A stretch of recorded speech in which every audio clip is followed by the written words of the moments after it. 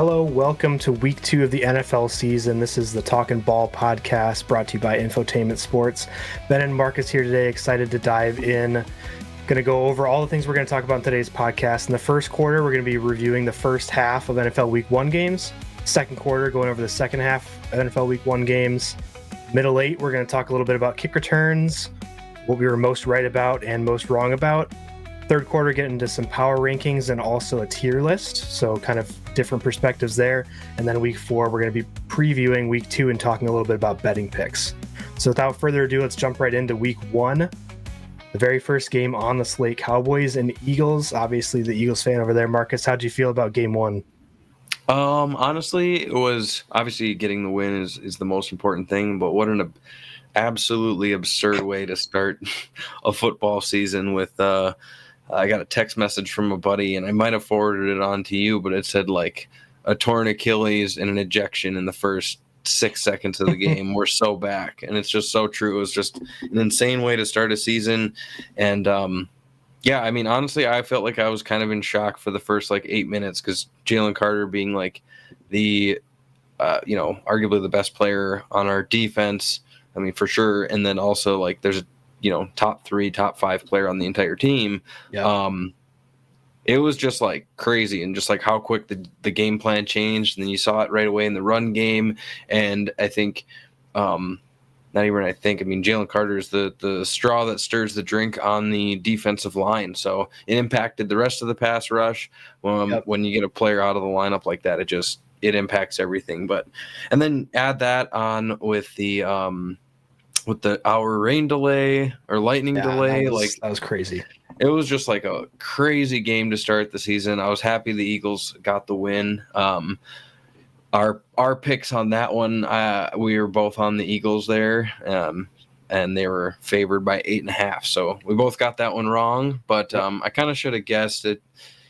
I think honestly, and I truly feel this way, that that lightning delay killed a lot of momentum. I thought that was right when the Eagles turned the ball over, first turnover of the game after that long Miles Sanders run. Dak Prescott saves a touchdown. Quinyon Mitchell scooped that thing up, and if Dak doesn't tackle him, Quinyon 90-some yards, touchdown. Link is rocking. But we get the turnover. It's electric, and then all of a sudden it's more electric. The lightning comes, and it shuts everything down. And I really thought the momentum was like on our side. We would have marched down, went up by 11, and then at that point, then that 8.5 isn't looking so bad. So that second halftime there, that kind of messed it up. But overall, I was happy the Eagles won. I loved seeing Jalen Hurts go out there and kind of do it all himself, do as much as he could, scoring rushing touchdowns that weren't tush pushes, so that way people can stop talking about that's all he does is get tush push rushing touchdowns. So had a nice deep ball in there. I know people were complaining and people are hating on Jalen Hurts because he didn't throw for 400 yards, but the Cowboys played pretty solid defense. Even without Micah, I thought they played pretty well on defense. So yeah, especially against the run and shutting A.J. Brown down. He didn't really see much for man coverage. It was all zones and getting bracketed. So they played solid. Yeah, I'll give you a little bit of credit. Right before the game, you texted me and said, I don't know, maybe the Cowboys are going to cover this one. And I was like, too late. We already made our picks. Already locked it in. Yep, already locked it in. But yeah, I agree with everything you said. Jalen Carter being out was huge. Obviously, with the Javonte Williams 2 rushing touchdowns, and I mean, he got more yards than he should have. You were right, though. I think Jalen Hurts just looked very good. All of his scrambles and his rushes were just like they couldn't stop them. I thought that was like obviously the difference in the game is him doing that. On the Cowboys side, I was a little disappointed in Pickens, but also looking back at what happened, he got thrown to a couple times and there were some penalties and there were some like just balls that were out of reach. So I'm hopeful for the future, but was hoping for a little bit more out of him right away. But I don't know. Overall, it was a fun game to watch.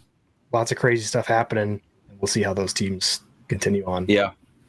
Another thing too that I was going to point out too is that Adoree Jackson, my concerns were pretty valid there. Yep. We saw the back of game. I was thinking 8. about that. Yeah. Yeah. We saw the back of number 8 we saw his nameplate quite a bit during the game, and he was just chasing CeeDee Lamb around, and I was like, oh man. That was another crazy part of the game too, with CeeDee Lamb having 3 drops. I guess they gave him 4 drops. That one he laid out for, they're calling it a drop, but that was pretty crazy. Yeah, but just an insane game all around. Just, I mean, CeeDee Lamb dropping 4 balls. So you were definitely right about the QB2 or the cornerback 2 concerns. Yeah, I was thinking about that the entire time I was watching that. Yeah, brutal. And now, since then, the Eagles have signed Zadarius Smith, so we get another pass rusher, and then traded for Tank Bigsby. So I don't know if either of those guys can suit up out there on the corner, but we'll see. I also wonder, though, because we saw it in week 1 with Micah Parsons, how impactful that player is on the defensive line can help out and hide some of those doo-doo players in the secondary. So with Jalen Carter going out, like, I'm really curious. Yeah. Next week to see how it all works out with him on the field. It'll look a lot different. I think so. All right. Then that was the Thursday night game. Moving into the weird Friday night game in Brazil. This was Chiefs-Chargers.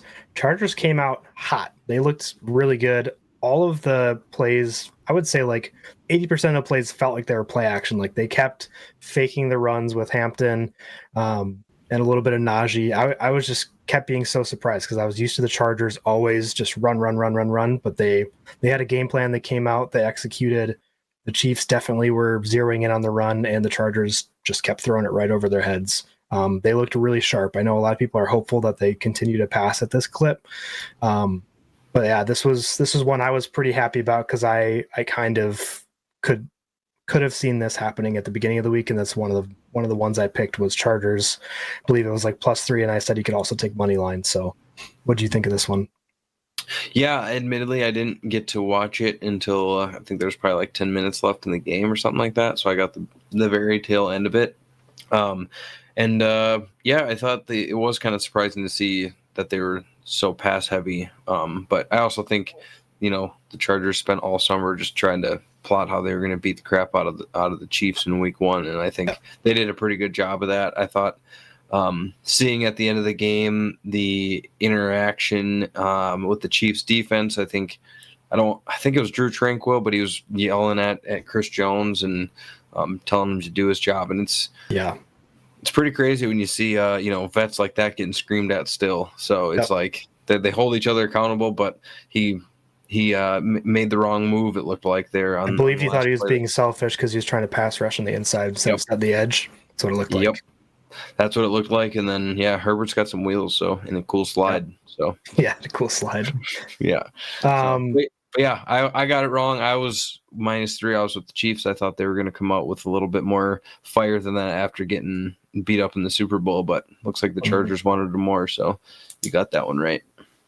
Yeah, there's a couple things I saw online that I was going to mention about the game too. Is I saw people post clips of CeeDee Lamb getting hit by that ref right before the regular season, and then they played like the Freaky Friday music, and he switched bodies with Quentin Johnston.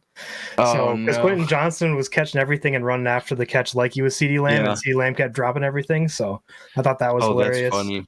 And then there was a tweet that said like all those poor people or all those poor guys in Brazil are going to think that Quentin Johnston's like the best receiver ever. Like they're going to legitimately think he's like the best because he had an amazing game. So he's a big waiver wire ad, but if he can catch the ball, he's very talented. Big guy, can run well after the catch. You just got to catch it first.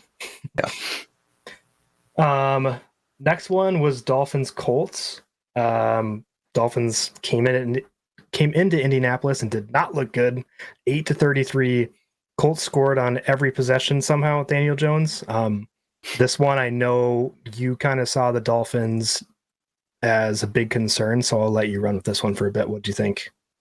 Yeah, it just kind of was very felt good. It felt like I thought what I thought, and something I feel like I've learned over the last 3, probably 5 seasons watching football, especially the Eagles, and like just being so into it, like how important it is to have a good team and how important it is to have like a united locker room. And it just seems like that, like it's not like it's such a broken locker room. It seems like it's just doesn't seem like it's good vibes and good energy. They had a players only meeting after the game, like this past week, that's not good in week 1. And I don't know. You saw Tyreek Hill frustrated on the side. I saw in the same picture Tyreek Hill's frustrated, and it looked like Jalen Waddle was like waddling from an injury as he does. Like he's always yeah.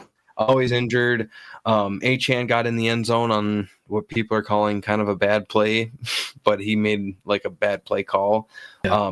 And on the Colts side, I think it was more for me feeling about like the Dolphins being really bad than it was the Colts being really good. I mean, I really liked seeing Daniel Jones come out and sling it around, this like resurgence of quarterbacks. Like I think we've talked about the Baker Mayfield, the Sam Darnold, the Geno Smith, like they're all kind of getting that second chance. And I like that Daniel Jones gets that second chance. It seems like, I guess Baker was in Cleveland, but Geno was in New York.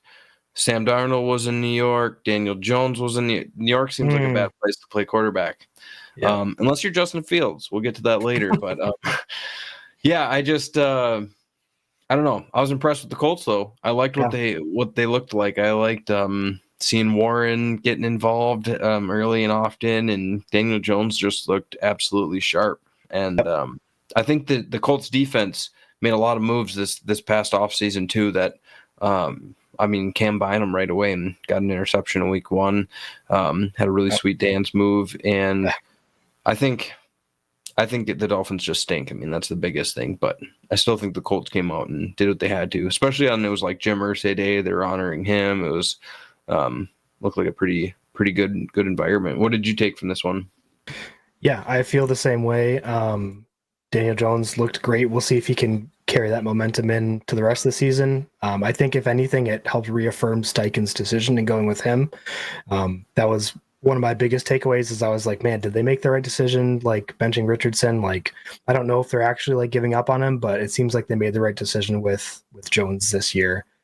He must have seen enough of what he liked in the preseason to see this coming. So hopefully it continues, especially for all the other players in the Colts, for Jonathan Taylor, for Pittman, Downs, Warren. Warren looked really good. Downs didn't get involved as much. I know that's kind of a concern for like fantasy guys of like, is Warren going to be kind of like taking all these targets that normally Downs would get? I don't know. Yeah, we'll see. But hopefully he can keep them all fed. More performances like that would be great for him. So yeah, see. Who did we pick on that one? Obviously you picked Colts. I picked Dolphins. I think I was very wrong about that. Yeah, you were with the Dolphins on that one. Yep. Oops. Next game was Steelers Jets. This was a really fun one. So I'd say before the later games, this was definitely the game of the week. 34-32, the Steelers beat the Jets. Rodgers with 4 touchdown passes. Like you said, Fields look good. This was just a wild game all around. This is awesome. I thought this was going to be like just a dirty old shitty football game kind of is kind of what I was thinking, but this thing that was electric. Yep. Very fun. Yeah, Fields, I was very surprised how well Fields was throwing it. I was not expecting that. I was sort of expecting like the running aspect of it, which they did to start the game, but that really opened up the pass for them because I think the Steelers kind of zeroed in on the run. Then all of a sudden Garrett Wilson's catching one over the top of their heads in the end zone. So they kind of dared Justin Fields to throw it, and with all the bad vibes that were going on in the preseason, I don't blame him, but he seemed to deliver right away. So yeah. He seemed like he was playing with playing with some juice, like with some confidence. Like he was like you said, he was just slinging that thing around. And I thought what I like to see too is I loved seeing the Steelers offense kind of playing pretty good too, like with Rodgers out there. I thought it was pretty fun. I thought it was I don't know. I guess I don't know how people feel about Aaron Rodgers. He's a very controversial character. I tend to like him. And seeing him do his little like Mario skip out on the, it just is like a flashback. Cause like it's not easy to forget. Well, it's, think about like 2010 when they won the Super Bowl, and just like how young and in his prime he was, and he's still playing and doing that skip out there. It's crazy to think about, like, he's still playing at such, and he can still throw it. Like, he's getting old, he can't move, but he still hasn't the arm, and it's pretty crazy. But they just did the 15-year reunion of when they won the Super Bowl, and that's cool. And he is still playing in the NFL. So kind of wild. I thought it was overall fun. I think DK Metcalf to the moon this year for fantasy. I think So him many and targets. Yeah. Oh, so many targets. Calvin Austin, he was kind of a little bit of a pickup. I kind of tried grabbing him in all my dynasty leagues that I had him for some of my deeper leagues if I have to start him later in the season. But yeah, I think it was a fun game overall. I hope to see that. I would expect the Steelers both defenses to play better. They're both pretty good defenses, but this just felt like one of those games that was like just a crazy game. I loved seeing that game end the way it did too. Like Garrett Wilson is caught the ball, perfect pitch and catch, and then Jalen Ramsey just a perfect hit to Yeah. what an insane way to end that thing too. Like Yep. that was electric. So It was a very fun game. Who do we have in these ones? I feel like it was like a 3-point spread. So did that come back to bite us? Yeah, we were both at Pittsburgh. Pittsburgh was minus 2.5. So we both were on Pittsburgh. We lost that, yeah. By a half point. Awesome. Jets covered there, yeah. That's crazy. All right. Next game on the slate was Panthers and Jaguars at Jacksonville. This one had a huge weather delay. We were just sitting there forever waiting for that game. 10-26. The Jaguars took care of business. Panthers did not look that great. I didn't catch much of the game because of the delay. I was just watching other stuff by the time it came back on. I know Brian Thomas had like one catch, I think. Like one catch. Yeah, he did. Something crazy. Yeah, he did have a touchdown on end around too. Oh, did he? Okay. Nice. Yep. Yeah. And then, obviously ETN had a big run, looked decent, and then they traded away Bigsby. So that backfield is sorted out, I guess. Yeah, I guess so. Tootin's there. LaQuint Allen might get some run now because of the vacancy, so we'll see. Do you have anything else to add on Jaguars Panthers? It was pretty straightforward. I watched basically the entire game, even like when they were in the delay, I switched it off, and then I got a little, I think I said in the last one, I got a little investment in the Jaguars, my cousin being a fan, and I've just kind of we talked about that the other day, but yeah, I watched the whole thing. I thought, like you said, the run game, I thought Liam Cohen, like Duval, I thought they did a pretty good job, like on offense. Trevor seemed like he missed a couple of throws. He had one interception, but honestly, J.C. Horn made an outrageous catch on that. I don't know if you've seen that interception, but it was like inches away from being like a potential 84-yard Travis Hunter touchdown. It was, but it was like an insane one-handed, like crazy play. Look that up for sure.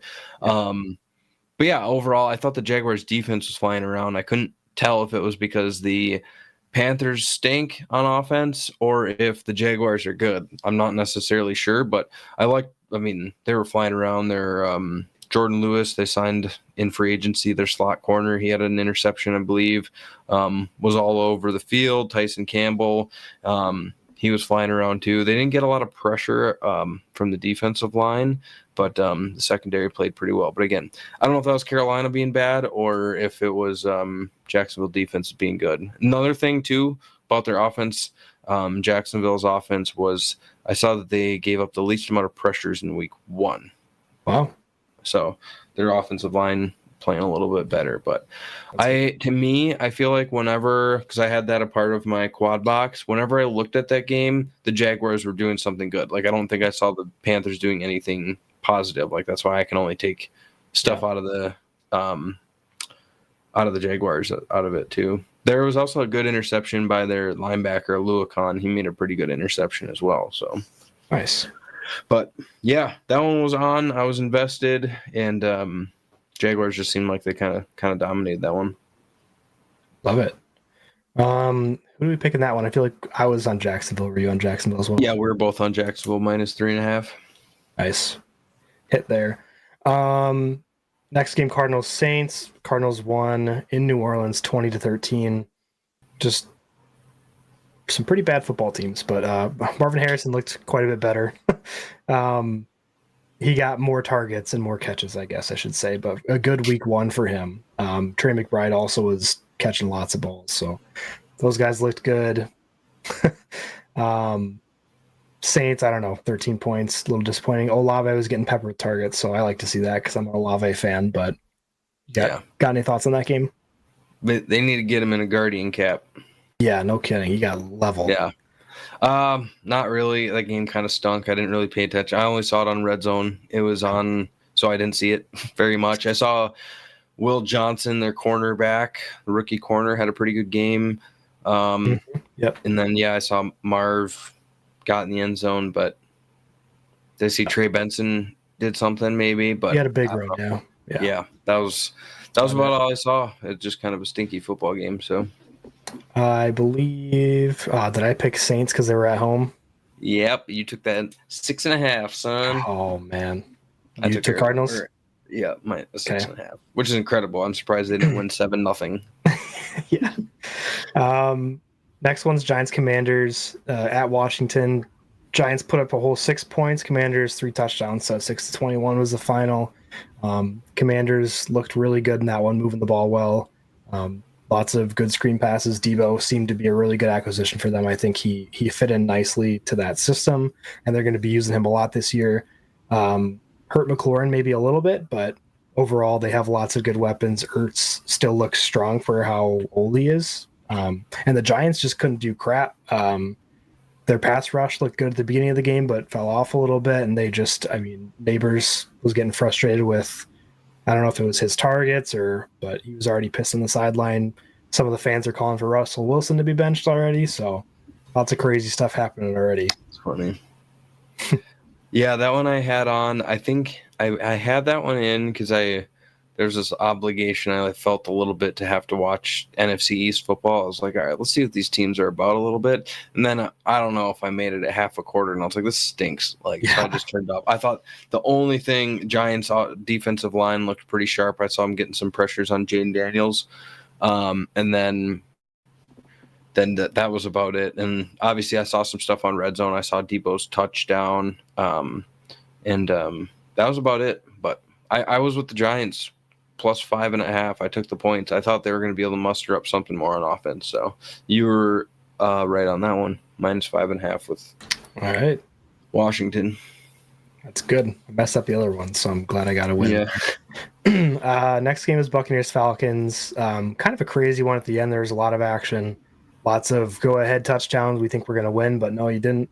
Buccaneers won, 23-20. Might have already said that. There was a missed field goal at the end too. They got into field goal range and Koo actually missed one, but both teams look good. Ibuka 2 touchdowns. Penix had quite a great stat line in my opinion. So hopefully he can keep slinging it all year. London banged up a little bit. Hopefully he's going to be okay.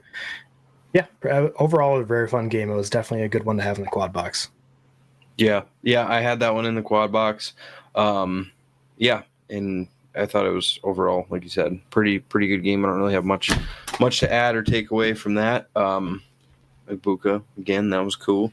And I thought it was – I did say, though, if we go back and listen, I think when we were talking about this game, that I thought it was going to be close. It was going to come down to a kick. I thought it was going to be a made kick, not a missed kick, but sure enough. But, yeah, I don't have much to add. I thought, exactly what you said. I'm excited to continue to watch the Falcons kind of develop throughout the season and see what that offense looks like. I believe Kyle Pitts, 7 of 8 targets he got. I don't think it goes for many yards, but that's good to see that he's getting involved. Yeah, Penix likes to go to him more than any other quarterback there had before, so that is good. Smart. He is smart, yeah. He looked pretty good after the catch. He had one where he ran for a little bit, so. Yeah. Who did we have in that one? We were both on Tampa Bay, minus 1.5. All right. Nice. Yep. The right team won. Perfect. Awesome. That wraps up quarter one, about 22 minutes in that segment there. Next, we're going to move on to quarter two and talk about the second half of the NFL slate. All right, getting into quarter two now. This will cover the second half of week one games. First one I have is Bengals versus Browns. This was a very, very strange game. 17-16, the Bengals pulled out a win. I don't really know how. They had 17 yards in the second half. The Browns actually played a lot better than I thought. I think it's just Bengals get off to a slow start, and the Browns seem to be the Bengals' kryptonite. I don't know. It was very strange. It was a very weird game, very ugly, not super fun to watch. What'd you think? I didn't really think too much. I watched it. saw Chase Brown get in the end zone. Like, as it was a red zone game for me, and there was not much red zone action. So kind of the same. I did see the Browns. I mean, they missed how many points they leave on the board, just missing kicks. So definitely should have been the Bengals losing that game. But unlike years past or whatever, these are the games they figured out ways to lose. They actually win this one. So at the end of the day, it kind of shows up as a win for the Bengals, but definitely an ugly one. So yeah, the only real big notes I had in that was Harold Fannin, the rookie tight end for the Browns, got utilized very heavily. They were moving him all around. Making the number 44 make sense a little bit. He played fullback and tight end and was just moving everywhere. I believe he had like 7 catches or something like that. So a guy to watch out for. He looked pretty good. And then in Judkin's absence, Ford did not look the best in my opinion. Sampson filled in pretty nicely. He had a lot of receptions and they seemed to want to use him. So it should be interesting to see how that shakes out. The other thing I'll mention is Tillman is kind of a dark horse wide receiver for me. Obviously, a lot of people see his upside, but he just reminds me a lot of Nico Collins when he kind of broke out. It's not really happened yet for Tillman, but he's got that big body, good talent, and I could see him kind of like becoming a tier up wide receiver this year. So, kind of want to put that out there before it actually happens. All right. Who do we have in that one? I feel like I probably had Bengals, and they probably did not cover because it's only a 1-point game. Yeah, we both had the Bengals. Bengals minus 5.5. So yeah, lost. Yeah. Got the right team to win, but not the right spread. Correct. All right. Next one is Raiders Patriots. Raiders won 20-13. This was the biggest disappointment for me. I really thought the Patriots were going to come out stronger with Mike Vrabel. I thought the Raiders would take longer to kind of get rolling this year. And honestly, their line looked horrible, and they still won by a touchdown. They could not block anything for Genti, who was averaging probably less than 2 yards a carry. It just looked really rough, and somehow the Raiders still won. I think that's cool. Like, I mean, they have Geno Smith now, so it was cool to see them do well, but I was just very disappointed in the Patriots' performance. Yeah, that one I think kind of turned into a red zone game for me, and I just didn't know what to expect, really. I did see pregame that there was rain in the forecast, and I saw that it was like pretty wet there, and I was kind of like, I kind of tempered my expectations actually for what the game was going to be. So I was kind of actually impressed with how much Geno was kind of slinging it around. I saw he had a couple of good touchdown passes. So, but yeah, overall it just seemed kind of not very good for the Patriots. So, yep. Who did we have in that one? We both had New England minus 2.5. Thanks. Yeah. Next game is 49ers came to Seattle. They pulled off the victory, winning 17-13. So, I mean, even on the road, they were able to win in that tough environment. I didn't get to watch a ton of it. I know McCaffrey was heavily involved, and also the split between Charbonnet and Walker was about 50-50. So, those kind of interesting notes. Brock Purdy now injured, Kittle now injured. Yeah, kind of crazy for the 49ers. They made it to week 1, but they did not make it to week 2 without big injuries. Yeah, that is true.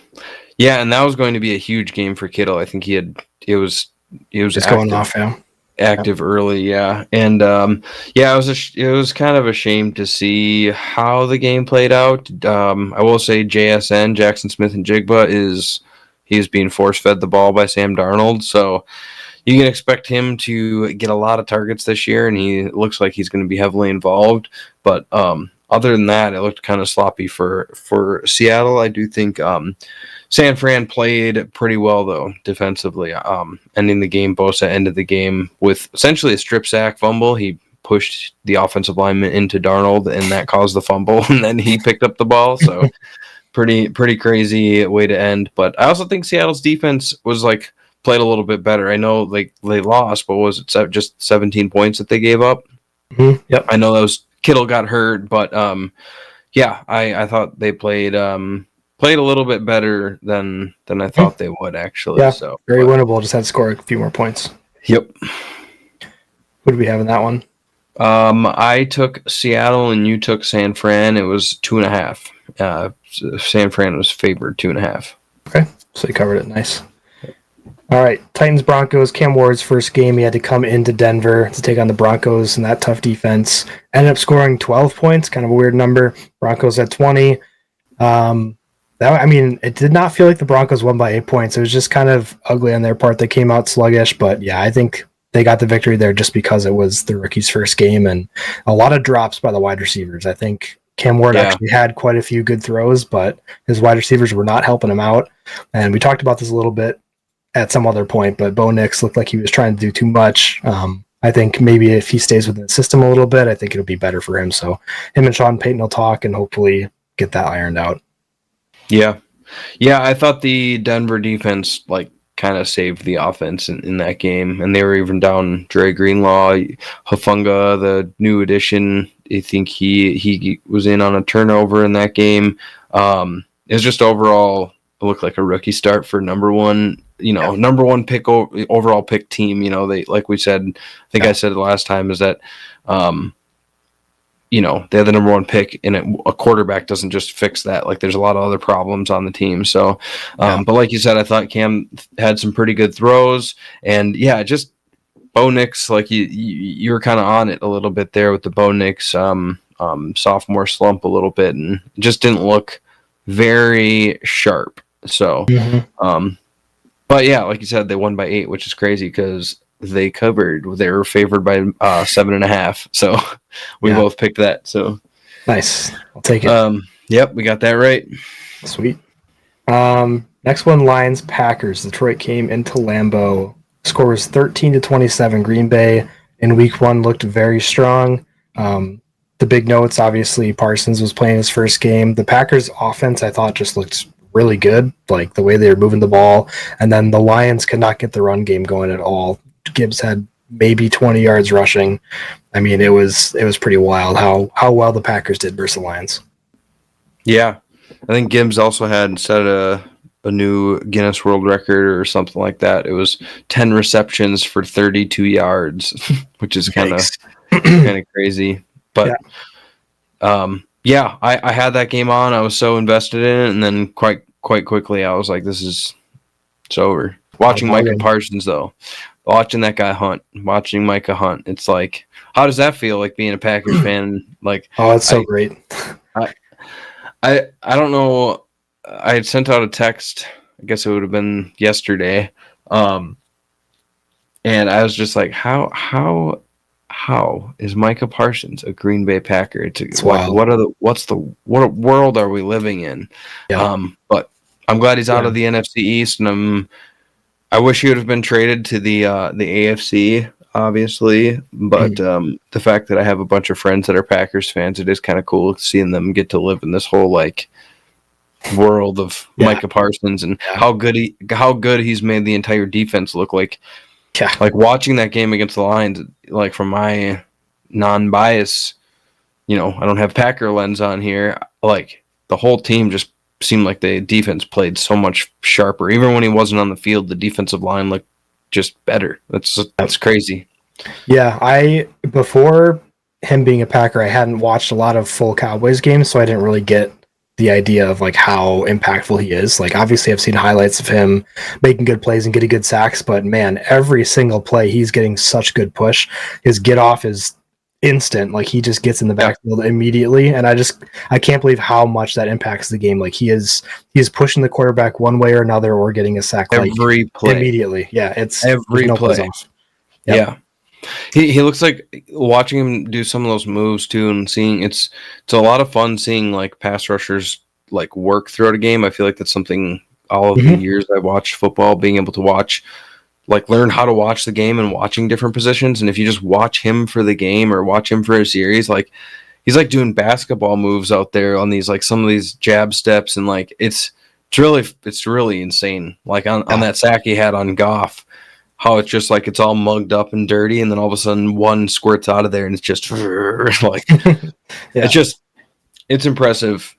And I feel like I get to cheer for him a little bit more now that he's not a Cowboy. So, yep. Yeah, we did have a comment on the last podcast about the Micah Parsons trade, saying that obviously he's a good player, but maybe that much cap for a player is not worth it. But I don't know. I think if you're going for a Super Bowl and this guy's that impactful, I mean, other than the quarterback, left tackle, or whatever, like a pass rusher is like obviously a huge thing to have on your team, and I think it's worth the pennies. Yeah. Pennies. Yeah, actually, yeah, and I forgot actually about that comment. And after the game against the Lions, I texted him. I was like, "So, do you think Micah's worth it now?" It's like when you see a guy impact every play, like it's drawing a flag, whether it's getting a flag or having the cover shift or moving the quarterback off a spot, it doesn't even have to be a sack. It's impressive. So it's amazing. I'll stop glazing him here, but it's fine.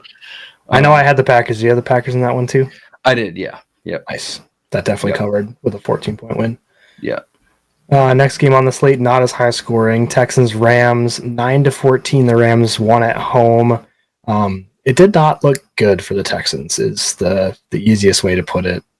Their offense was not clicking at all. The Rams only got 14 points, but that was more than enough to beat what the Texans came out with on offense. Yeah, it seemed like their offensive line. That offensive line seemed like it's so bad. It's horrible. It's not good. It's still not good. They traded away Tunsil and just drafted a couple of guys. They were already like one of the worst last year and got rid of their best linemen. So what do you expect would happen? Doesn't make sense. Yeah, I thought, and I mean, I just thought the Rams played a good game. I mean, the Texans defense is good, like we thought. They held them to 14 points. The Rams offense to 14 points. So, I mean, like they did their job. Their defense is absolutely ferocious, but you can only hold on for so long. And I mean, 14 points. If you said that your team is going to give up 14 points every week, you'd probably be like, especially the Rams. Yeah, right, exactly. So yeah, I don't know. I have concerns in fantasy football wise for CJ Stroud, for Nico Collins, but still early, so got to chill. I thought that Rams defense looks just as good, if not better, than last year. Seeing them end it like they did, linebacker come there and punch the ball out, and Braden Fisk? Is that Braden Fisk? I think that's his first name, Fisk. But he goes and scoops up the fumble, and it looks like just like a one-handed scoop, and I don't know. Love it when it ends on defense like that. Yeah. So yeah. I was pretty excited to see how it ended, but yeah, I was surprised at how bad Houston's offense looked. Yeah, bad. Who did we have there? I felt like I had Rams. You're on the Rams. I was on the Texans +3 for the Texans, so couldn't even backdoor cover. Couldn't even go down and kick a field goal to cover the backdoor. Nope. Next Sunday night was Ravens-Bills. I mean, this is a game for the ages. I mean, even one of the best games of this year, it's going to be by the end of it, if not like one of the best games of the decade. I mean, the Ravens were absolutely dominant from the get-go. Bills just couldn't keep up with them. I mean, they were just getting run completely over. And then one fumble changed everything. Derrick Henry fumbled it. Bills had a chance. Josh Allen had blood in his eyes, and he went down and took the game right back, 41-40. It's crazy. Yeah. I thought that was one thing that was kind of funny that happened during the game is I texted my buddy and I was like, "Oh, I'm down 15 and I've got Derrick Henry." And then like right after that he has a touchdown run and I was like, "Oh." And then like 6 minutes later I was like, I just won. Like it was like within 15 minutes I had the game won because of how well he did. And you look back at it and it's like, how did they blow a 15-point lead with 4 minutes left? That's so crazy to me. Yeah. Like you said, a one fumble. I have a question for you. I don't know if you heard or if you heard Lamar Jackson after the game. It was a couple of days after, he said that on that 4th and 3 in the fourth quarter, they would have went for it, but he was cramping. And so they didn't go for it. What? Wow. I know. I kind of was like, and I guess he was cramping, like, I guess it was both calves, so I could see if it's both your legs. But there's part of me, and I know I'm just a fan. I'm a non-player here, I know, but I just was like, I don't know. Is it controversial to feel like that was kind of like a tap out thing? Like if it's should he have gone for it? Like you're the star quarterback and you're getting paid all that money, is it one of those things where it's like if this was week 18, if this was the playoffs, he probably would have went for it, right? Yeah, I mean, You know what I mean? I didn't hear that. I'm glad that was the case because I did not know why they didn't go for it. Yeah, But I don't know. I feel like a cramp is something maybe you can't like tough that's out if true. it really is locked up. So if they could Hmm. have like taken a timeout to let him like get it out, then sure. But Right, I was right. surprised they didn't go for it. I thought that would have been the correct move Seriously. because that would have Hmm. sealed the game at that point. And yeah, Hmm. I don't blame him for not powering through a cramp if they Yeah, didn't have time to work it out. But yeah. definitely I'm wish not they could saying have I'm gone for it. tougher. I'm not saying I'm Yeah, tougher. yeah. I'm not saying that by any means. I'm just saying though, because I mean, Yeah, I that's don't just definitely one where like like crazy if you try to do it, it could be detrimental. It could be that for you try to sure. run to the outside and you're just like locked up and Yeah, you especially if hurt it's your both of team your by trying. calves. Right. Especially both of your calves. Like I've woken up in the middle of the night with just a calf cramp. I could not imagine trying to play football on a calf cramp. But Yeah. I just thought it was interesting and had to bring it up. That is I just interesting. maybe stir the pot a little. Yeah. Who did we take? Uh, we were both on Buffalo plus 1.5. So Oh man. Oh, plus 1.5. Nice. We got that yeah, one. I think that flipped. Give me the home team. Yeah. It flipped like a It few flipped right times, after we picked it, I think. Yeah. but I'll take 1.5. All right. All right. Last game of week 1 was Vikings Bears on Monday night. This one was also kind of a wild one. Looked like the Bears had this one in the bag for most of the game. JJ McCarthy was not looking good to start. Made some kind of, I mean, I don't know if it's a bad throw, but he threw that out route, which A little was late. easily picked off. It was a little late. Usually he throws with good anticipation. That's like one of his high praises is that he can like anticipate the route and throw it ahead. That one, the cornerback was just eyes on him, read it the whole way. But then really after that, he had a great fourth quarter, looked a lot better. All the conversation now is about would you rather have Caleb Williams or JJ McCarthy? But Vikings definitely looked better at the end of the game. Bears blew it a little bit. What'd you think? I missed the good parts of the Bears. Like I seriously missed the entire first half. I think I got home as like second half was kicking off, so I saw like, and by that time it seemed like the Bears weren't very doing very good, and No. McCarthy was still doing bad. And I actually sent a text after McCarthy threw the pick six, and I was like, JJ McCarthy sophomore slump, even though it was his first ever start. But Yeah. but I mean, I was super impressed with the kid being able to come back out there and lead his team to victory. I have to imagine that builds a lot of trust in your teammates when you go out there and put it on the line like that and have a comeback like that. I don't know if you heard Aaron Jones after the game. He was on LaShawn McCoy's podcast, and he said that at one point, it was after the pick six, McCarthy was in the huddle, and he looked around at the guys and said, "Where else would you rather be?" And then he called the play. And it's just like, that's pretty impressive for like a 22, 23-year-old or whatever he is, and first start, and throws a pick six in Chicago. It's like, I think he's got it between the ears, and I think that says a lot. And that lines up with a lot of the things people say about him, especially Harbaugh. Harbaugh loves him. So yeah, and Brian Flores' defense got to Caleb Williams. They were able to figure that out there and muddy it up for him. So I'll be curious to see how Caleb Williams can do going forward against maybe a bit easier of a defense. Yeah. Who did we have in that one? I feel like it was a 3.5 point spread, and we missed it by half point. It was Vikings minus 1.5. Oh, okay. Both of us were on that. So nice. So closer than I thought. Yeah. Perfect. So that wraps up the second quarter for all the week. Sorry, do you have anything else? Yeah. Oh, I was gonna say for the week I was 8-8 and you were 10-6. All right, I'll take it. Perfect. There you go.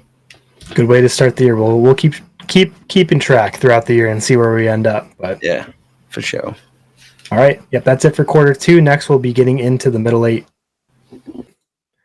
All right, moving into the middle 8 now. We're going to switch up the topics. We went through all of the games, and before talking about more football games specifically, let's talk about some fun topics. So, kicking off here, talk about kick returns, Marcus. All the new changes, a little bit of excitement brought to the kick return area. What do you think?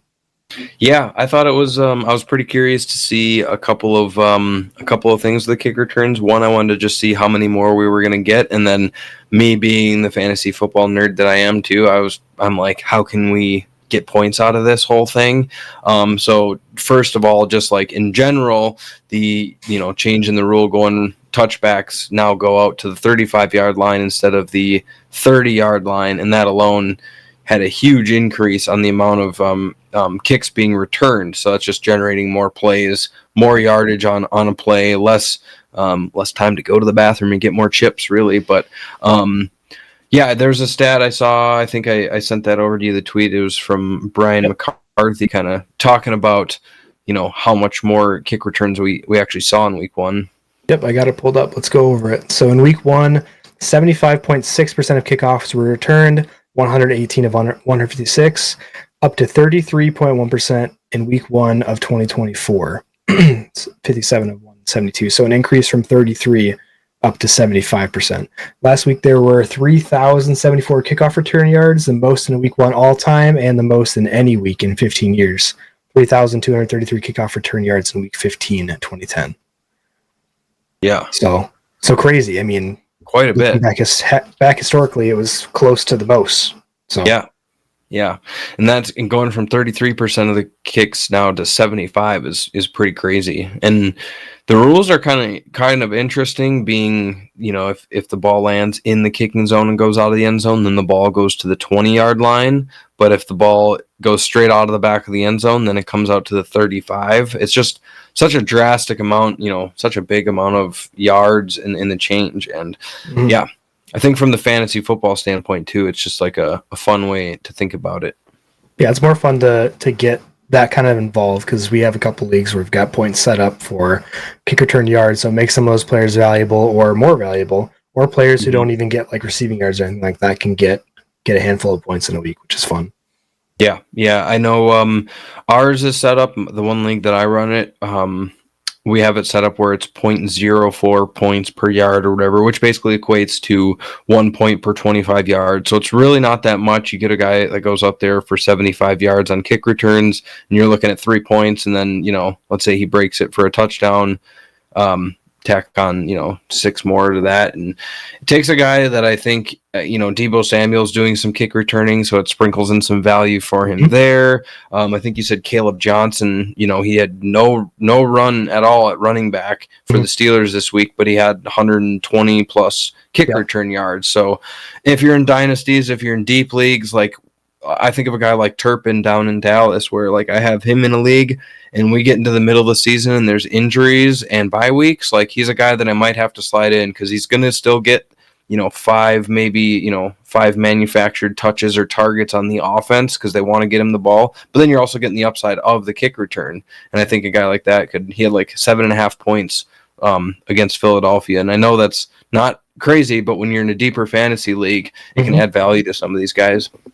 Yeah, I'm enjoying that it's kind of bringing value to that, because before kick returns were like mostly touchbacks and maybe a guy would take one to the house, but now if you're having a guy who's actually getting like 3 or 4 different 20-yard returns, then you're actually stacking up points, so it makes it fun to watch. Yeah, absolutely. But that was about all I had on the kick returns. I just wanted to point out that it's kind of nice that the kick return is back, Yeah, I love it. All right, the next 2 things we're going to cover quick is what are some things that we were most right about and most wrong about so far after week 1. I'll go first here. Most right about, I felt good that I was on the Chargers against the Chiefs. I just thought that they had it in them this year, and they definitely came out and were really hot from the start. All those, like I mentioned earlier, all those play action passes really had the Chiefs guessing. Hampton didn't have the best like fantasy game, but he looked really good. I think he's got a lot of juice, and I'm excited to watch him all year. I just think that team is going to play well this year. I'm still on them to like beat a couple more good teams and prove that they belong. It's really a shame that Slater's out this year, but I thought they looked good on offense and defense. Yeah. What were you most right about?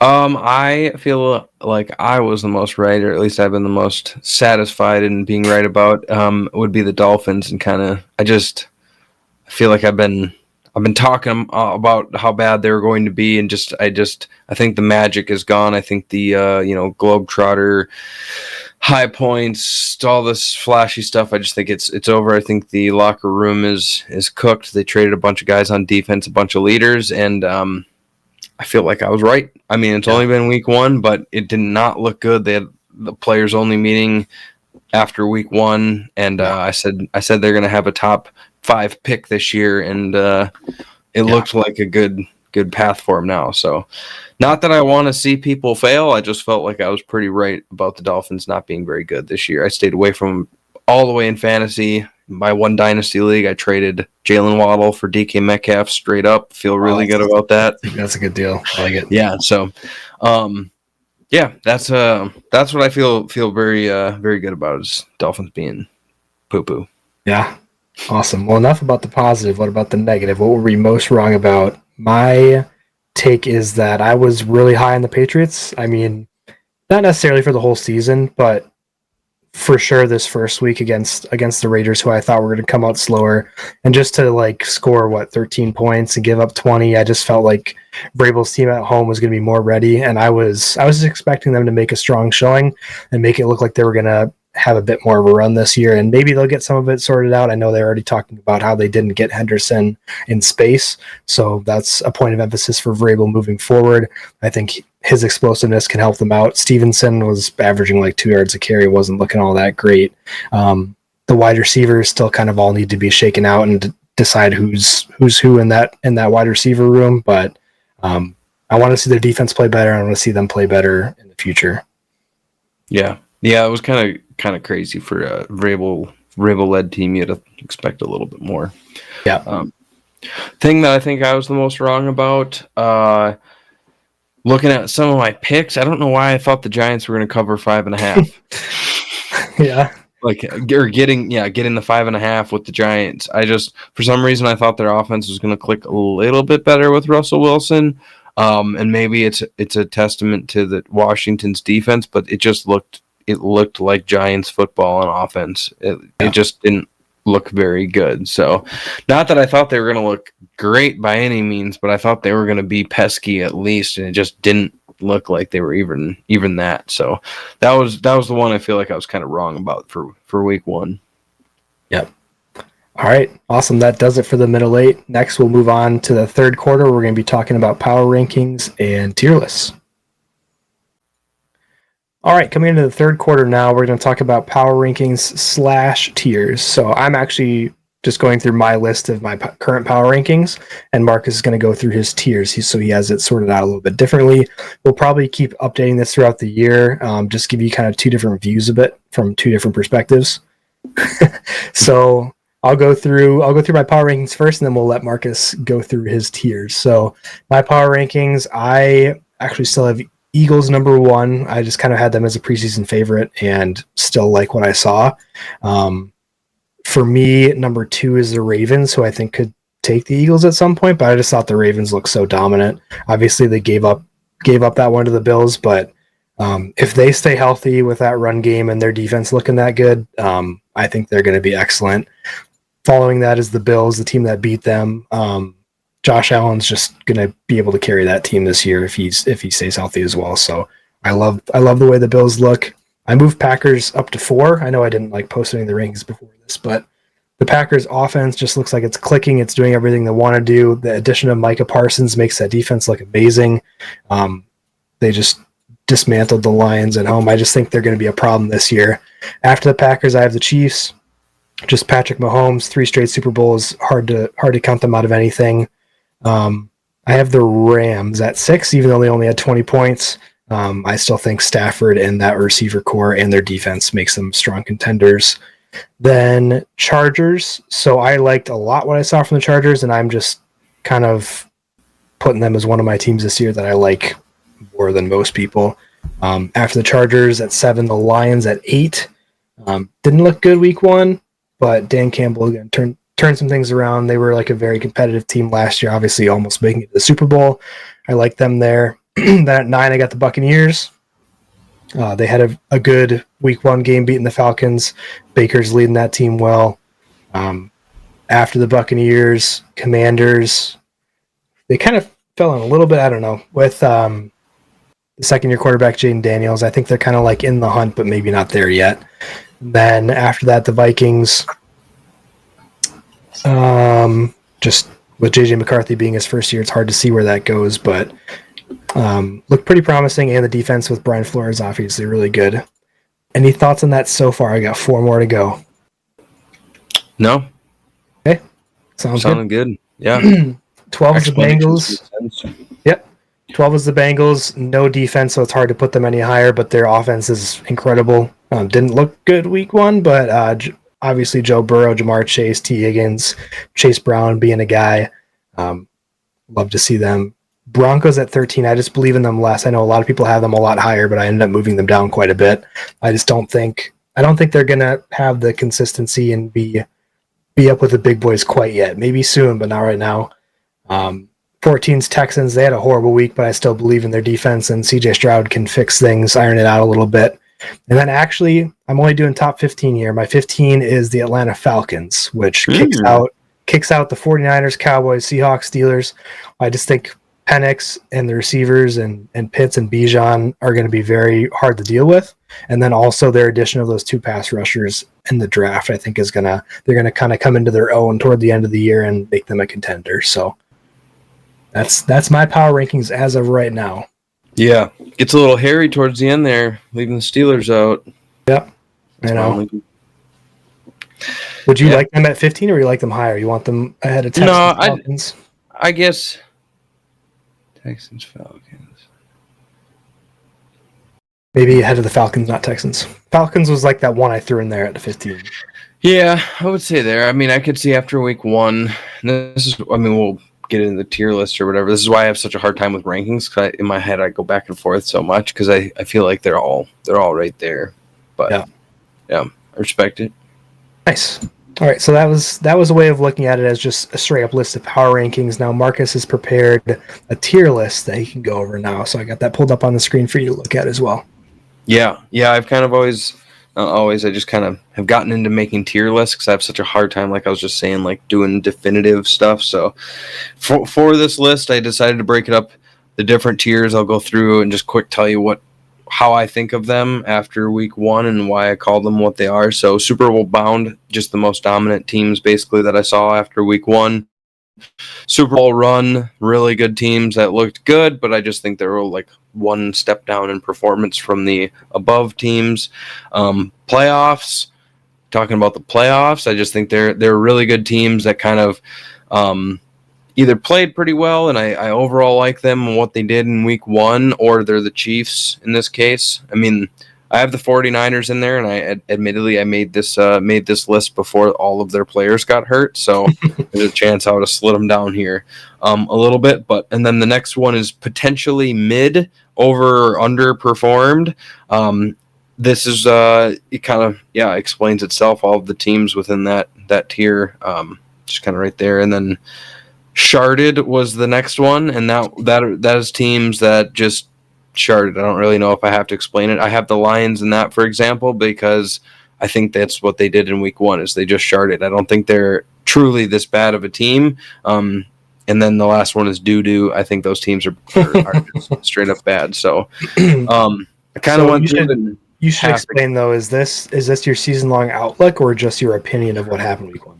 Yeah, this is my what have you done for me lately? And then, like, as the season goes on, like the total body of work is going to kind of come into play as the season develops. A team can go from sharded to Super Bowl run to potentially mid. Like, it's a very fluid list. Yeah, it's just kind of a moving list because all of these teams in every football season, the game kind of, each week is going to tell you something different about the team, and we don't really know who these teams are yet. So I have that like that.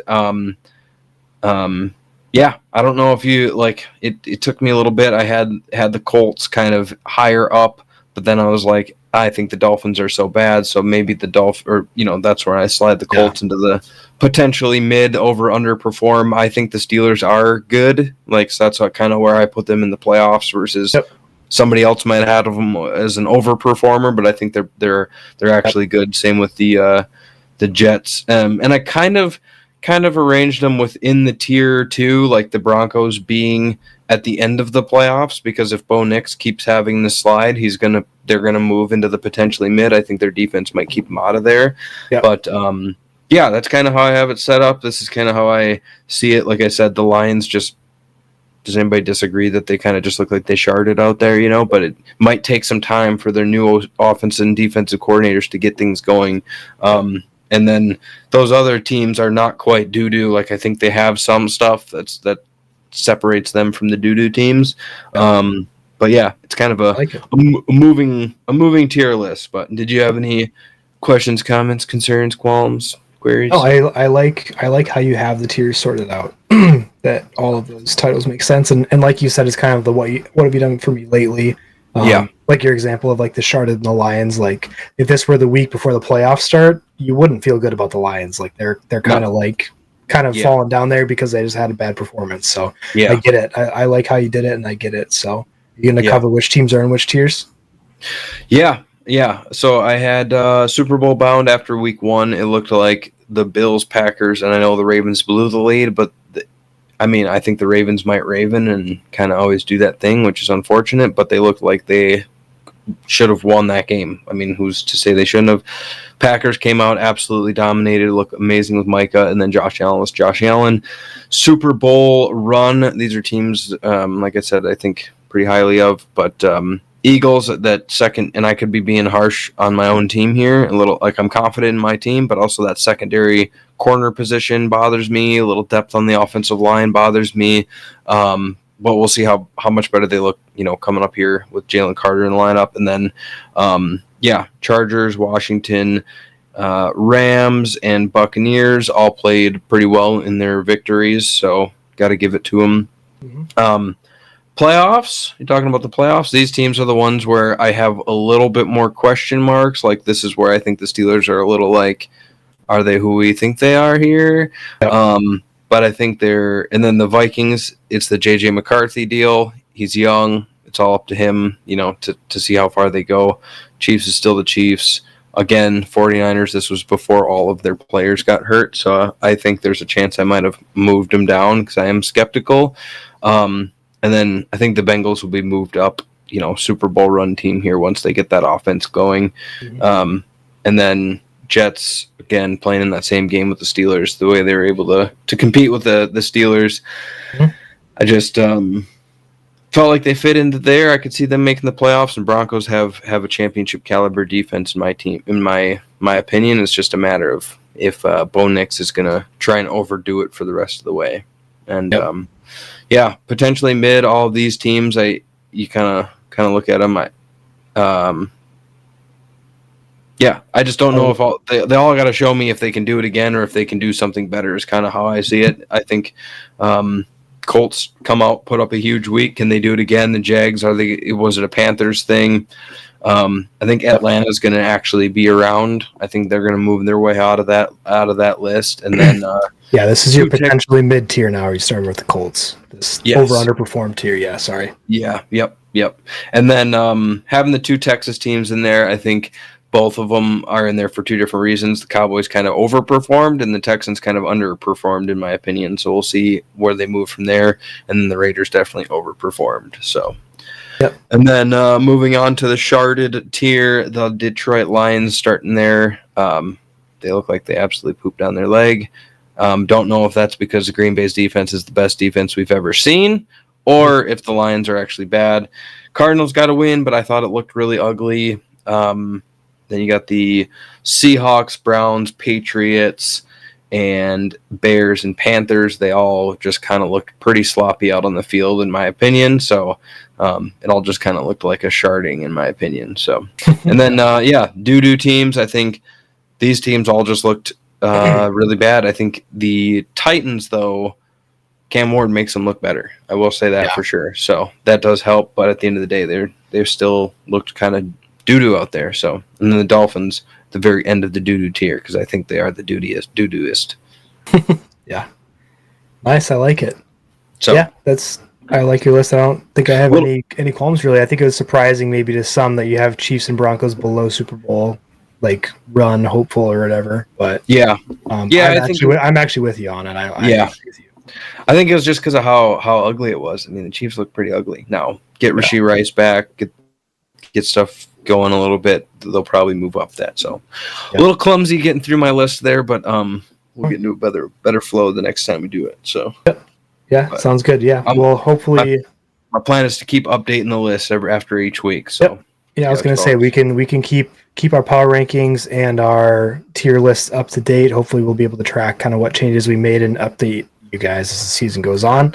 But yeah, that's where we're sitting at right now with those, and that'll do it for quarter 3. Now moving into quarter 4, we're going to talk about week 2 preview, what our quad box is going to be, and then possibly get into you love to see it if we have time. Sorry, quarter 4. Did I say the wrong quarter? No, you did. I was just holding the Okay. 4 up for Okay. quarter 4. Yep. I All was right. holding the 4 up. All right. Let's get into quarter 4. All right. We got the week 2 preview.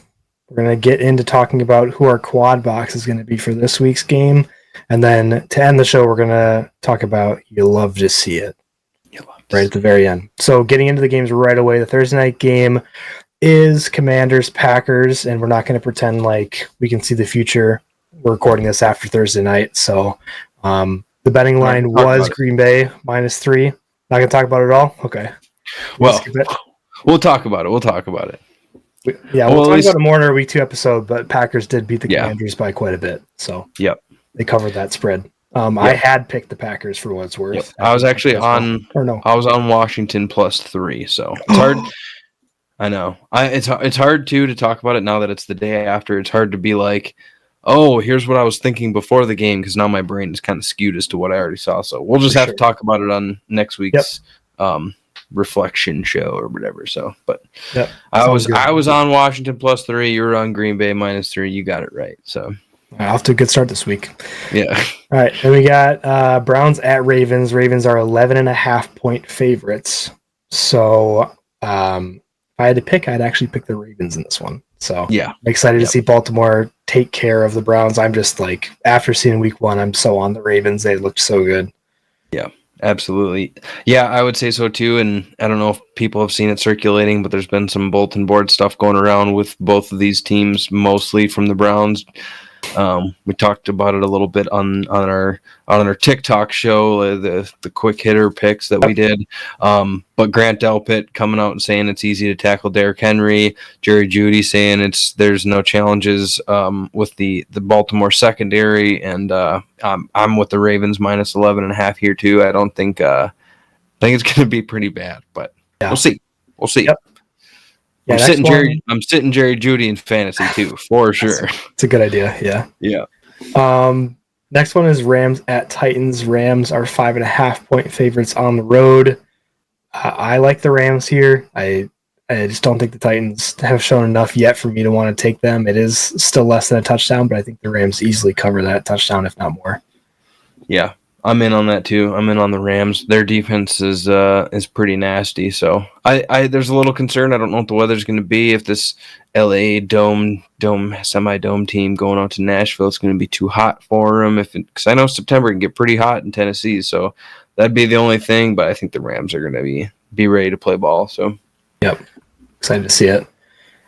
Bears at Lions. Lions are 6.5-point favorites at home. Not quite a touchdown. I'll take the Lions here. I just think the Lions are going to have something to prove coming out week 2.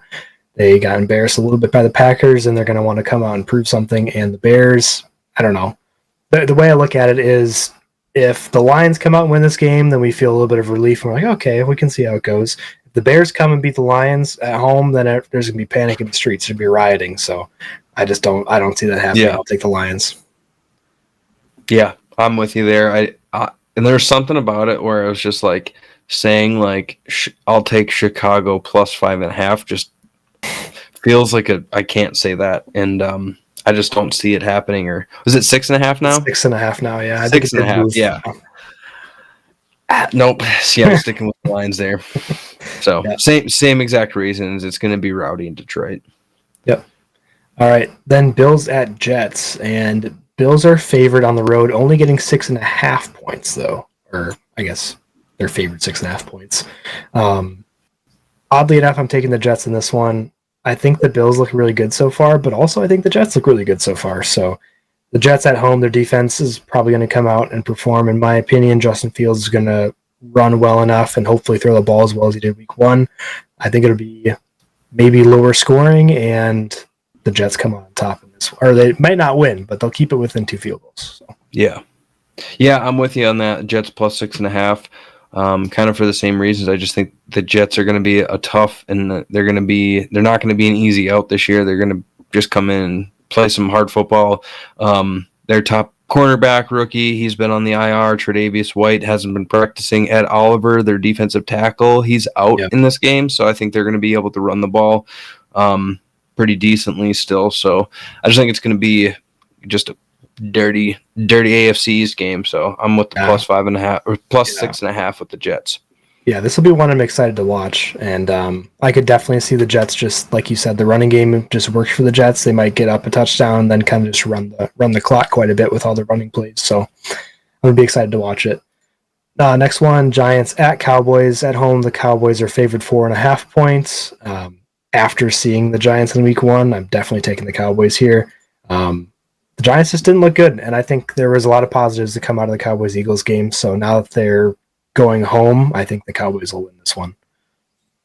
Yeah, I'm with you on all accounts. The Dallas played Philly really well. CeeDee Lamb isn't dropping 3 or 4 footballs in a game again like that.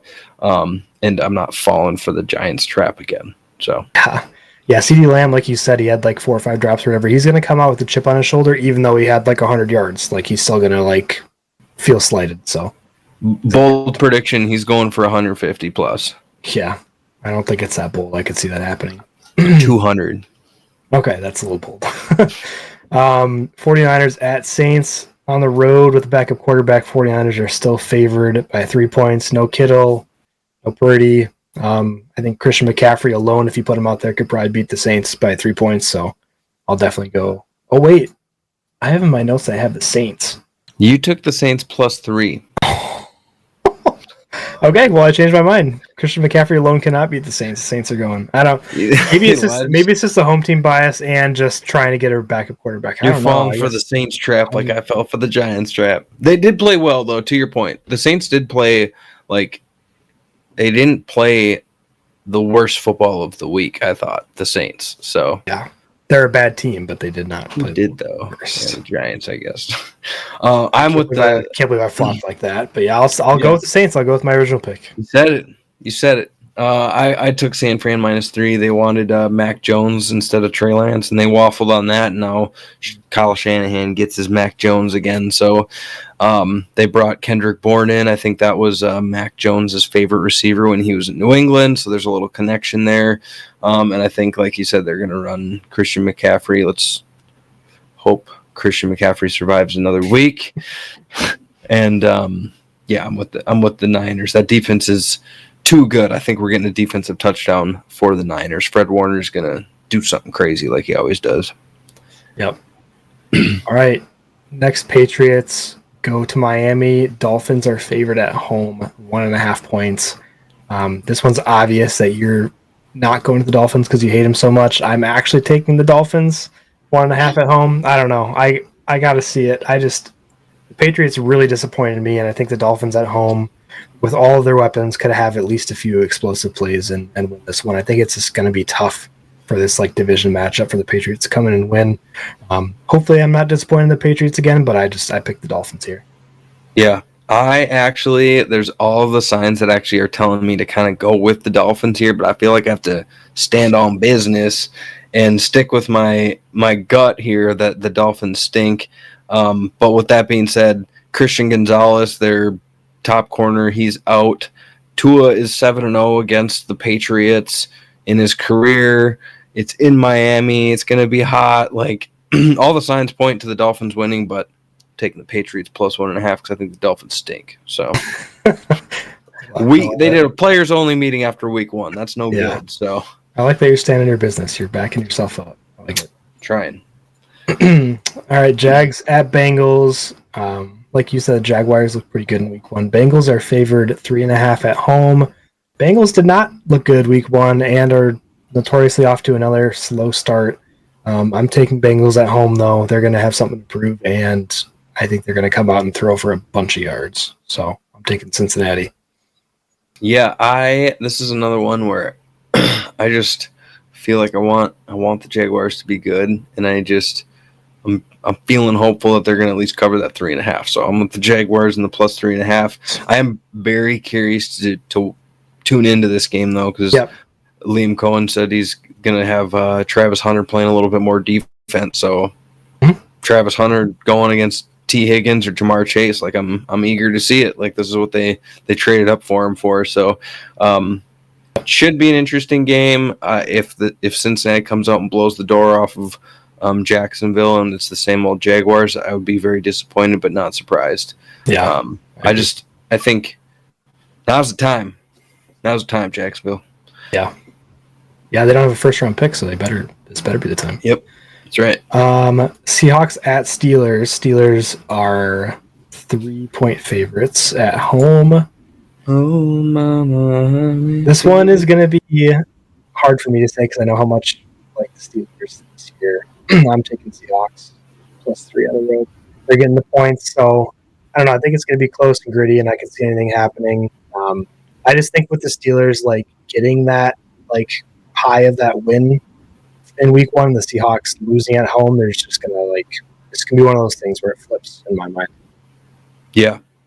I think I actually went with Seattle +3. I'm taking the points. Oh, you did? I guess. Wow. I think. Oh, jeez, Louise. I think the Steelers. I like them to win a close game here, but the +3 with Seattle. I think their defense. I mean, what'd you say the point total is in this? It's like around 40 or something like that. Yeah, it's like 39. It's like less than 40. Yeah. Yeah, it's supposed to be a low-scoring game, so I think it'll be close, but I also, I really hope, because I got a little spot in my heart for the Steelers here. I would not be too bummed out though if I lost this and they came out and smacked the crap out of Seattle. But I just don't think. I think it's going to be a close game. So I went with Seattle +3. Nice. That surprises me. I didn't know that. DK revenge game. Keep an eye out. He's going to go for 200. He's going to go for 200 also. Another bold prediction. Yep. Fire him up in your DraftKings lineup. CeeDee Lamb and DK. DK, all right. Broncos at Colts. Broncos on the road are favored 2.5. I took the Broncos here. I'm not the biggest Broncos fan, but I will take them by a field goal against the Colts. I think the Colts overperformed. I think the Broncos underperformed. Things are going to regress to the mean, and the Broncos are going to take this one on the road. Yeah. I am I'm with the Colts. This is our Colts. This is our team. +2.5. Give me the points. I went with them last week. I just think that Irsay magic maybe or something. And there's something about the Colts. It's a team that I want to see successful this year. I feel like I have like 3 of those teams now at this point, but they're one of those teams that I just want to see be good again. Like, I don't know. I like Jonathan Taylor, Michael Pittman, like Tyler Warren. I like the offense. They've got good players on defense. Like, I just want them to be good, I guess. And and I want Daniel Jones, I want him to show him what's up. So Indiana Dan Jones. So I do love Indiana Jones. Yep. So I'm with the Patriots. The Colts +2.5 on this. Nice. All right, we're different on a lot of these. It's gonna be an interesting week. Yep. Picks. Next, Panthers at Cardinals. At home, Cardinals are favored 6.5. Give me the Panthers here. These are both bad teams, but I will take the +6.5 points, and I already called my shot. Ted McMillan is getting a touchdown this week, so watch out for that one. You could lock him into DraftKings as well with those other 2 receivers you talked about. Sounds good. I'm with the Panthers on this one too. This is going to be a game I probably don't pay attention to unless it ends up on Red Zone. But yeah, I'll take the points in a crappy little close football game. Yeah, exactly. Not a very fun one to watch. We're talking about betting lines, but also we're mentioning like what's going to be fun to watch, and that's not a game I'll be caring about tuning into. So yeah. Eagles at Chiefs at home. The Chiefs are still the underdog, 1.5 points. I'm actually taking the Eagles here. I think they're going to win this one, which is going to be rough because that would mean the Chiefs start 0-2 this year. But yeah, I'll take the Eagles. Yeah, I think I whispered it or I said it with gritting teeth, but I'm taking the Chiefs +1.5. I'm taking the points with the Chiefs. I know that's probably the wrong thing to do, but I'm just trying to be realistic here. I think the Chiefs I'm not saying the Chiefs are going to win. Okay, that's not what I'm saying. I'm just saying they're going to cover that 1.5. It's going to be a 1-point game. It's going to be a close game. Jake Elliott Jake the mate coming out and putting one through or something like that at the end. But I think it's going to be a great game. Honestly, that game is in the 3:00 hour, and I'm probably not going to care about any of the other games going on at that point. So, Sure. I'm taking the Chiefs plus 1.5. But wow, we're so different this week. Go Birds! Go Birds! Falcons at Vikings. At home, the Vikings are favored 3.5. I'll take the Falcons points here at plus 3.5. I just think, again, with the Vikings making that fourth quarter comeback, they're going to be riding high off that. Falcons got beat right at the end. I see those both flipping. I really liked what I saw from the Falcons, so I think they're going to perform well even on the road, so I'll take them. Yeah, I have the Falcons plus 3.5 as well. I just think it's going to be a close battle. It's a rematch of the NFC or the NCAA championship game from a couple of years ago or whatever, Penix versus McCarthy. I'm very curious to see what Flores has cooked up for Michael Penix and what Penix and how that offense can handle Brian Flores' defense. I did see Van Ginkel's out. Cashman is out. He's actually on IR. And then I think Darisaw might still be out for the Vikings too. So the Vikings are dealing with a laundry list of injuries. So I think it's going to be a close game. So I'll take the points with the team coming into Minnesota. If I had to pick a team to win, I'm not necessarily sure. I don't know. It's going to be close. That one's going to be a fun one. Yeah, I think this would be one I'd be interested in betting the money line in the Falcons because I feel good about it. I think, like you said, Flores is going to have something dialed up, and my prediction is that Penix is going to be slinging it well to start. I think they're going to kind of punch him in the teeth. I think the Falcons offense is going to get off to a hot start, and that's going to change the script of the game. Is what I see happening. I think Van Ginkel being out is a big deal too. Mm-hmm. He does a lot for them. All right, Buccaneers at Texans. The Texans are 2.5-point favorites at home, so not even a field goal. The Buccaneers obviously looked a lot better last week than the Texans did. It's at home, though. I see them riding the ship. I have Texans minus 2.5. This would be a really fun one to watch if the Texans play better. If they still play crappy, it's not going to be fun to watch. But yeah, what do you got? Yeah, I have Houston as well, minus 2.5 home game. I think they're going to bounce back. I think a lot of it is going to come down to, and it's going to be one in the trenches for Houston on the defensive side of the ball. We talked earlier that their offensive line stinks, but I think their defensive line is one of the best in the game, and there's a lot of injuries on Tampa Bay. Tristan Wirfs still out, and then they're doing a little bit of a shuffle game on the offensive line. So I'm actually sitting Egbuka in my fantasy leagues. I don't know if he's going to bounce back or bounce and have another week like he did last week. I think Baker Mayfield's going to be under a lot of pressure early on in that game. And I just think Houston's going to win it. So I think it's going to be one, though, with their defense. And we still might have questions on that offense because Tampa Bay's defense is pretty solid, too. So this could be a defensive battle, sloppy offenses. So that's what I'm thinking. I'll take Houston minus 2.5. Awesome. Chargers at Raiders. This is the second half of the Monday Night doubleheader. Is that right? Yeah, it kicks off at 9 p.m. Goodness. Chargers, even though they're on the road, are favored by 3. I am taking the Chargers. I like them. Like I said earlier, I think Raiders overperformed a little bit week 1. I see them kind of being a slow start, even though they beat the Patriots. Chargers, I'm standing on my business and saying that they're a legit team, and they're going to prove it again. I think it's going to be more than 3 points, but I'll for sure take the 3. Yeah. I am actually going to take the points with the Raiders. I feel like I've been having I've been on like a little, I feel like I sound like I'm down on the Chargers this year, but I don't feel like that's necessarily the case. I think they're going to be a good team. I think they are a good team. I think Herbert's good. But I think the Raiders, I see similarly this year, built differently and play differently, but kind of like the Jets, I see them as like a scrappy team that's going to be a tough out. So that's why I'm taking the points, the Raiders. I could still see the Chargers winning, and I might be having to think differently about this whole thing if the Chargers go and win by, 11, 12, 13, 14 points or something like that. But I'll take the points with the Raiders in their home game there.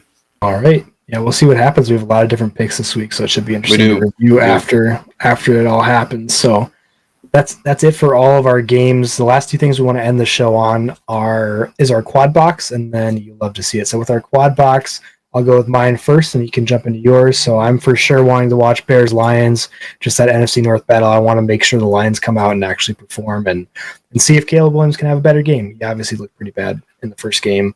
Eagles Chiefs, obviously one you got to see. It'll be a really fun one. Seahawks Steelers. I want to see the Seahawks like come out and do something, and then obviously I had them with the points against the Steelers. Jags Bengals is the last one I had, so I want to see Joe Burrow, T. Higgins, Jamar Chase actually open up that passing game and score more points than they did in Week 1. And like you said, see if the Jags actually have it this year. So that'll be an interesting one to watch. Those are my 4. Yeah. What do you got? Yeah, my quad box is going to have also the Jags Bengals. I'm going to want that one. And I was actually waffling between the Seahawks Pittsburgh. I do want to see that. I want to see both of those teams, but I also will probably be dabbling a little bit into the Buffalo and the Jets game. Those two might be bouncing back and forth a little bit.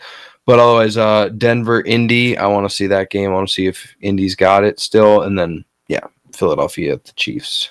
So that'd be a big quad box.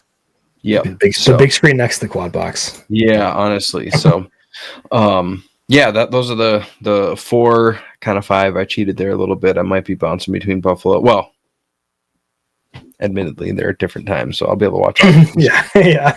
But Besides the point. Besides the point, yeah. I am curious to see the Jets. I think if I had to choose, if you made me pick between Seattle at Pitt versus Buffalo at the Jets, I would probably watch Buffalo at the Jets. Yeah. After making my list, I kind of feel that way too, honestly. I think both of them would be fun, but for some reason I thought the Bills-Jets line was going to be bigger than it was, so because it's supposed to be a close game, I think it would be more fun. Yep.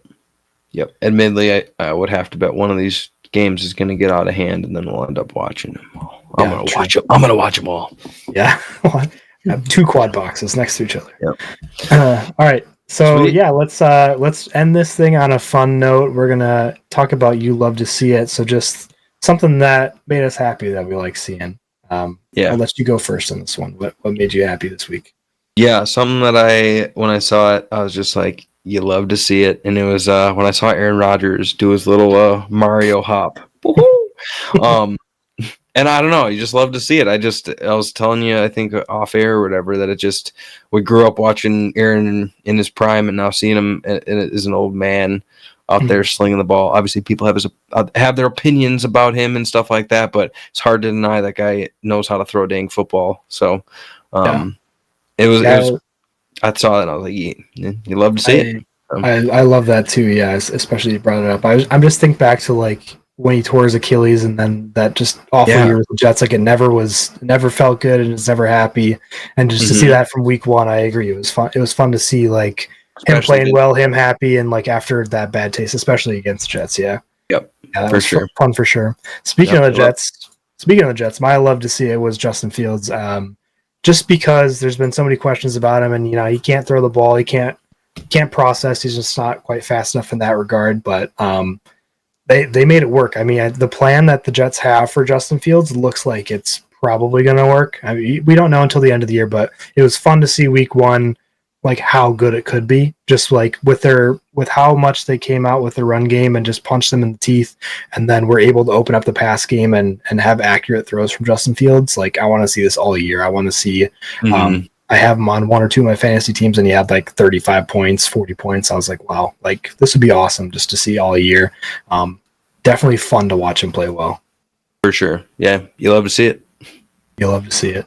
Yeah. All right. Seeing him sling that pill around was nice. Like that final play of the game, he puts it right on him, and then to see Jalen Ramsey, it was just. It always feels awkward to see a quarterback throw with gloves on. Like that always throws me off when I like tune into the game and watch him throw with gloves on. I was like, ew, that looks like a wide receiver throwing the ball. But if it helps him throw it, then I like it. Right. Cool. That was it for the fourth quarter. That we got through everything we wanted to get through. Thank you guys so much for listening to the episode. Excited to come back next week and talk some more ball. Hell yeah.